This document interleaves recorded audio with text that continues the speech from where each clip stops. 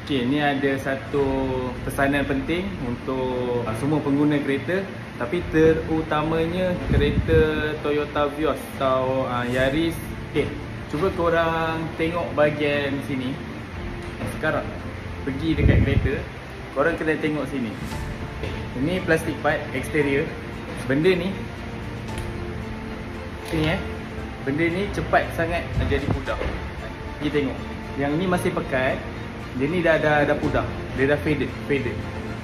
Jadi apa perlu korang buat, apa yang aku nak sampaikan kat video ni ialah, kalau boleh lah, kalau korang tak ada bajet pun untuk buat coating full body, request untuk buat untuk ni je, pakai seramik.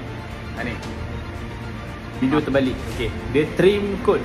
Ini nano seramik. Pakai ni sapu satu kali dekat sini, hitam dia memang tahan lama. Satu kali buat je dah tahan lama dah.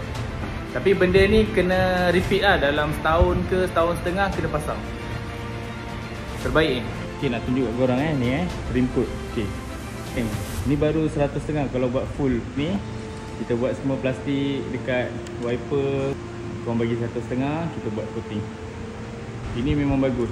Elak daripada warna hitam ni pudar. Okey, jom tengok.